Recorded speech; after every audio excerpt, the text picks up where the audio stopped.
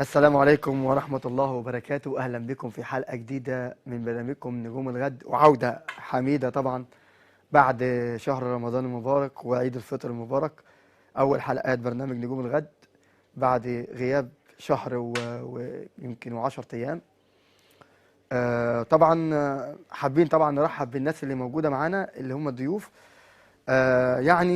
وبعد كده نتكلم على الأخبار اللي بتدور في الساحة الرياضية. معانا طبعا لاعب خميس عمارة، لاعب نادي الاهلي السابق. ازيك يا خميس؟ الحمد لله بخير. أخبارك إيه؟ الحمد لله تمام. معانا طبعا اللاعب كريم عاطف ابراهيم، لاعب نادي الاسماعيلي السابق. حبيبي ازيك كابتن يا كريم؟ محمد حبيبي. اخبارك؟ الحمد لله والله يا حبيبي. طيب حابين طبعا نتكلم شويه عن يعني اللي بيحصل في الكره المصريه حاليا، سواء طبعا من عشان ماتش، طبعا ماتش السوبر المصري بين النادي الاهلي كان نادي الزمالك. طبعا كان المفروض يكون موجود في المباراه بعد ما اعلن انسحابه امبارح، او اعتذار بقى، انسحاب او اعتذار ايا كان عن مباراة السوبر. والحقيقة يعني المنظر مش لطيف على الكرة المصرية بصراحة.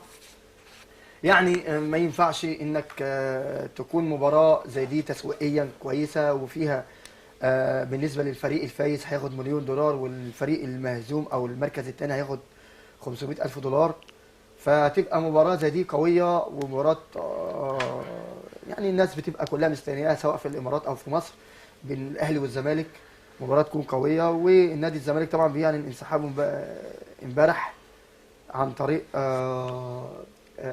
يعني ارسل خطاب لاتحاد الكوره بانسحابه عن المباراه. كلنا عرفنا، يعني كلنا عارفين مين ورا انسحاب نادي الزمالك من البطوله دي بالتحديد.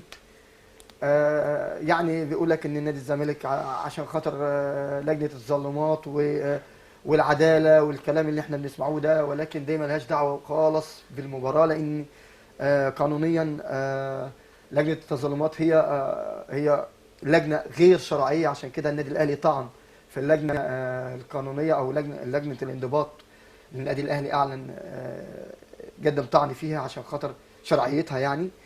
وعشان كده طبعا لجنه الانضباط يوم 14 في الشهر اللي جاي هي هتعلن، هتشوف شكوى النادي الاهلي الاول، وبعد كده تعرف تتكلم عن عقوبه بقى كهرباء او عقوبه ايا كان الناس المخطئين. طبعا امبارح نادي اتحاد الكوره بعت خطاب رسمي لنادي بيراميدز ان هو يشارك في البطوله، او في المباراه، اسف، مباراه السوبر. ونادي بيراميدز اعلن الموافقه امبارح ان هو هيشارك في مباراه السوبر مع النادي الاهلي يوم 5/5 اللي هو يوم الجمعه ان شاء الله الساعه 7:30 مساء. مباراه هتكون قويه بين اهلي ونادي بيراميدز. كنا نتمنى ان نادي الزمالك يكون موجود، ولكن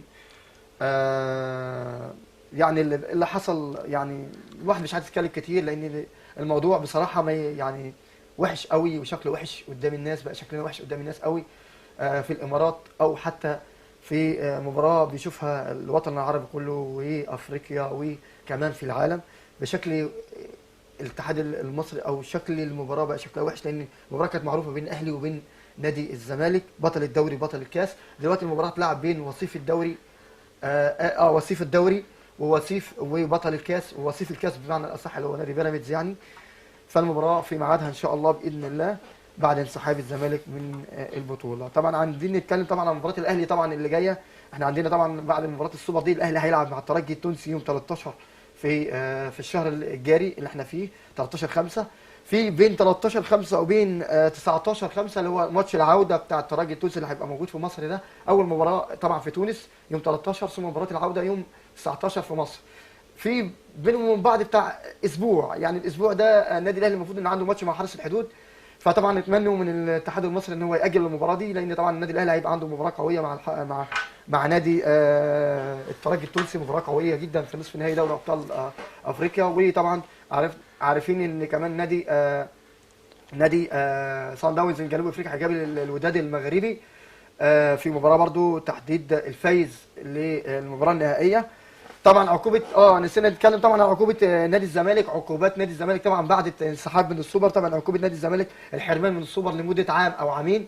لو نادي الزمالك منسحب هيبقى عامين، لو قدم اعتذار مثلا هيبقى عام واحد، وغرامه كبيره تقدر بحوالي مليون جنيه مصري او اي او اكتر او اقل على حسب العقوبه اللي موجوده في اللائحه. طبعا الماتشات اللي جايه للنادي الاهلي في دوري الابطال والدوري قويه، نتمنى التوفيق للنادي الاهلي في دوري الابطال افريقيا ضد ترجي تونس، مباراه قويه جدا ان شاء الله باذن الله النادي الاهلي يتوج بالبطوله ديت.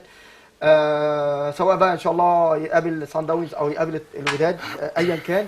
والتوفيق للنادي الاهلي ومجلس اداره النادي الاهلي، ومباراه السوبر اللي جايه بتاعت الاهلي وبيراميدز اللي هي هتبقى في الامارات ان شاء الله يوم الجمعه تخرج بمنظرها اللي يليق بيها. وخلي بالكم يا جماعه احنا بنتكلموا دلوقتي كفنيا في الملعب، هو نادي بيراميدز اتقل من نادي الزمالك لمباراه الاهلي والزمالك. مباراه الاهلي وبيراميدز اللي جايه اللي هي في بتاعت السوبر، مباراه يعني الزمالك ما بيمرش بمرحله كويسه، مرحلته الزمالك مدرب جديد والكلام واللي احنا عارفينه ده، يعني مش في المرحله اللي هي التوب او مش فنيا كويس. ولكن نادي بيراميدز مع انه لسه خارج من الكونفدراليه بهزيمه من يومين بالظبط، بس نادي بيراميدز كفنيا لعيبه موجوده في الملعب هي لعيبه اتقل من اللعيبه اللي موجوده في نادي الزمالك. نتمنى التوفيق للفريقين ان شاء الله، والمباراه تخرج بصوره تليق بالكره المصريه ان شاء الله باذن الله.